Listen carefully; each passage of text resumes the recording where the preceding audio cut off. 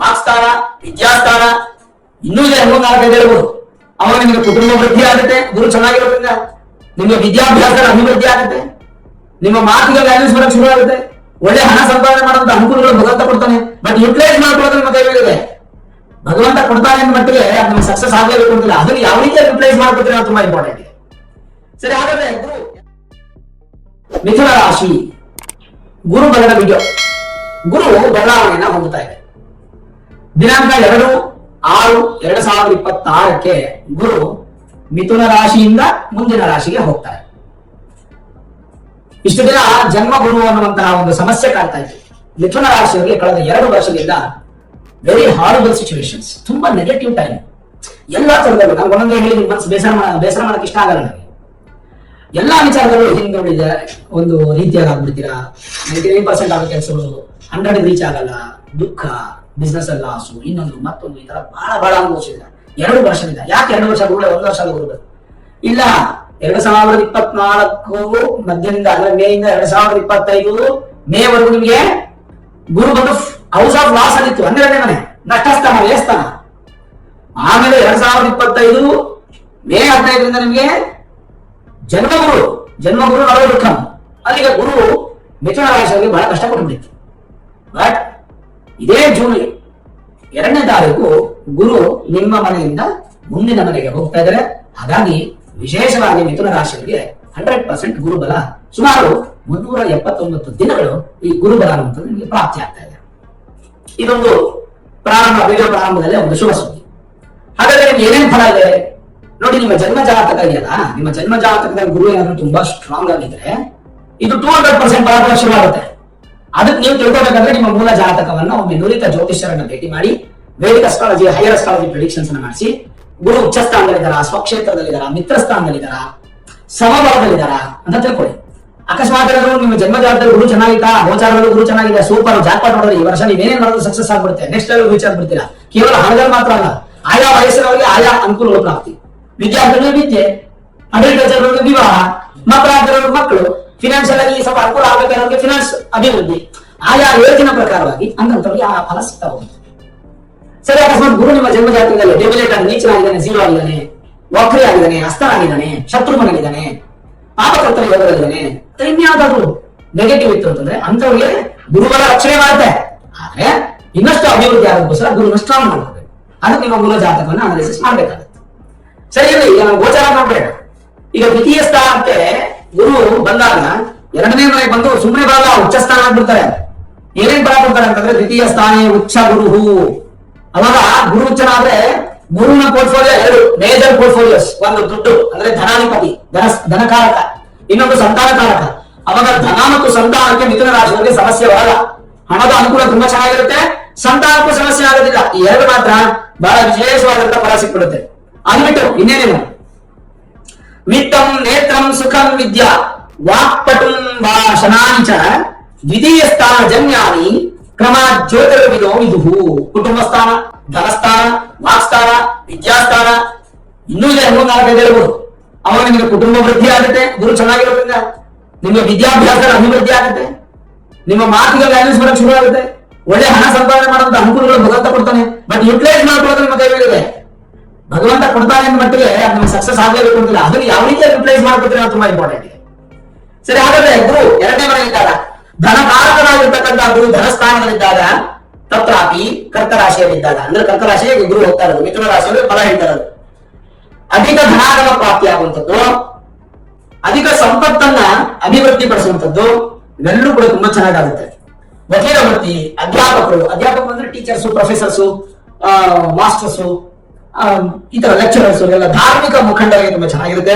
ವಿಜ್ಞಾನಿಗಳಿಗೆ ಅಂದ್ರೆ ಸೈಂಟಿಸ್ಟ್ಗಳಿಗೆ ಹೊಸ ಇನ್ವೆನ್ಷನ್ಸ್ ಅನ್ನ ಮಾಡ್ತಾರೆ, ಕಂಡುಹಿಡಿತಾರೆ. ಅದೆಲ್ಲ ನಿಮ್ಗೆ ತುಂಬಾ ಚೆನ್ನಾಗಿ ಅನುಕೂಲ ಆಗುತ್ತೆ. ನೀವೇನಾದ್ರೂ ಆ ಪೋರ್ಟ್ಫೋಲಿಯೋಸ್ ಇದ್ರೆ ಖಂಡಿತ ನಿಮ್ಗೆ ಸಪೋರ್ಟ್ ಸಿಗುತ್ತೆ. ತನ್ಮೂಲಕ ಧನಾಗಮ ಉಂಟಾಗುತ್ತೆ. ಮತ್ತೆ ತರ್ಕಬದ್ಧವಾದ ಮಾತಿನಿಂದ ನೀವು ಗೆಲ್ತೀರ, ಎಲ್ಲರೂ ಗೆಲ್ತೀರ. ನಿಮ್ಮ ಮಾತಿಗೆ ಒಂದು ವ್ಯಾಲ್ಯೂ, ಜೊತೆಗೆ ಭೋಜನ ಸುಖ ತುಂಬಾ ಚೆನ್ನಾಗಿರುತ್ತೆ. ಎಲ್ಲರ ಗಮನ ಸೆಳೆಯುವಂತ ಅಟ್ರಾಕ್ಷನ್ ಪವರ್ ನೀವು ಹೊಂದೋದಿಲ್ಲ. ನೆಗೆಟಿವ್ ಆಗಿ ಯೂಸ್ ಮಾಡಬೇಡಿ, ಪಾಸಿಟಿವ್ ಆಗಿ ಯೂಸ್ ಮಾಡಿ.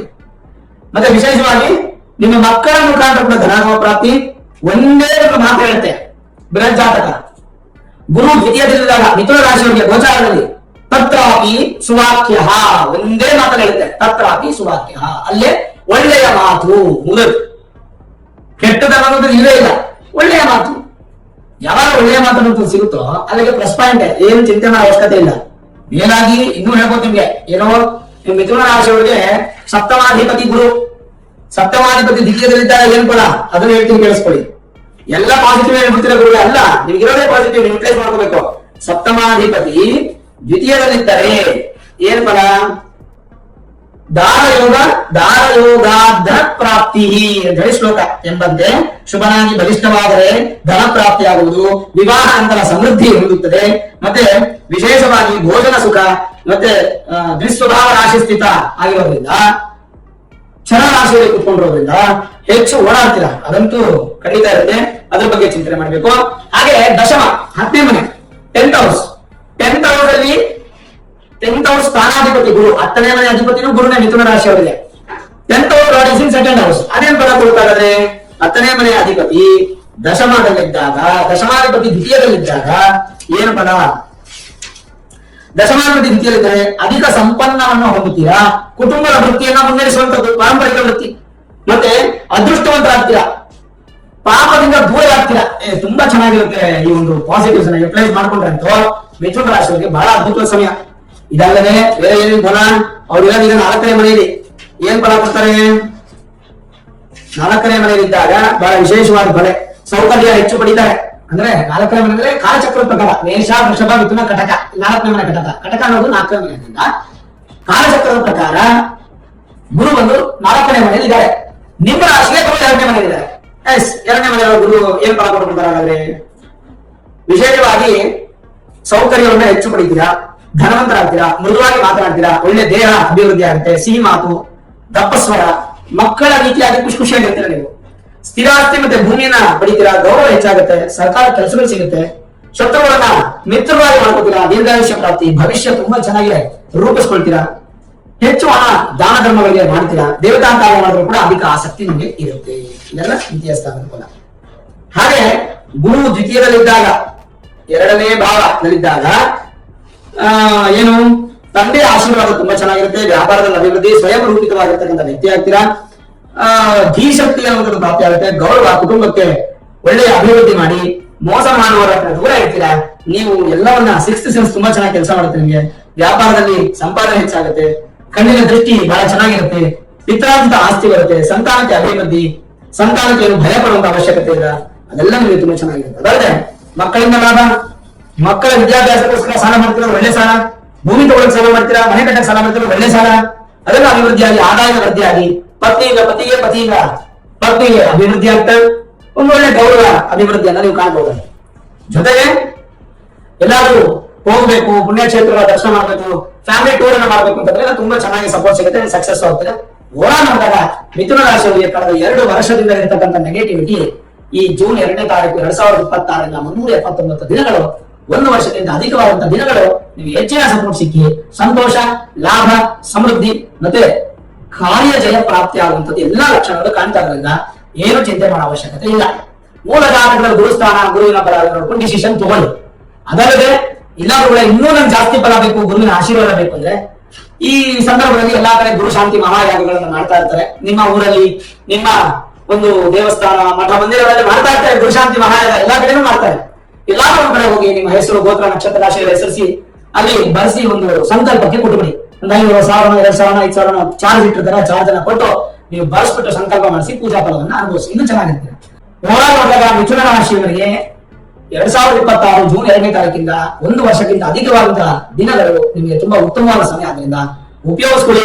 ಈ ಸಮಯದಲ್ಲಿ ಮಾಡಬೇಕಾಗಿರ್ತಕ್ಕಂಥ ವೃತ್ತಿ, ವ್ಯಾಪಾರ, ಹಣ ಸಂಪಾದನೆ, ಕುಟುಂಬ ಸೌಖ್ಯ, ಫ್ಯೂಚರ್ ಬಗ್ಗೆ ಡಿಸಿಷನ್ಸ್ ಎಲ್ಲ ಚೆನ್ನಾಗಿ ತಗೊಳ್ಳಿ. ಗುರುವಿನ ಆಶೀರ್ವಾದ ನಿಮಗೆ ಮತ್ತಷ್ಟು ಹೆಚ್ಚಾಗಿ ಬರಲಿ ಅಂತ ನಾನು ಕೂಡ ಪ್ರಾರ್ಥನೆ ಮಾಡ್ತೀನಿ. ಈ ವಿಡಿಯೋ ಇಷ್ಟ ಆಗಿದ್ರೆ ಲೈಕ್ ಮಾಡಿ, ಶೇರ್ ಮಾಡಿ, ಮುಖ್ಯವಾಗಿ ನಮ್ಮ ಚಾನಲ್ಗೆ ಸಬ್ಸ್ಕ್ರೈಬ್ ಮಾಡ್ಕೊಂಡು ಬೆಲ್ ಐಕಾನ್ ಅನ್ನು ಪ್ರೆಸ್ ಮಾಡಿ. ಸರ್ವೇ ಜನಾಃ ಸುಖಿನೋ ಭವಂತು, ಸಮಸ್ತ ಸನ್ಮಂಗಳಾನಿ ಭವಂತು.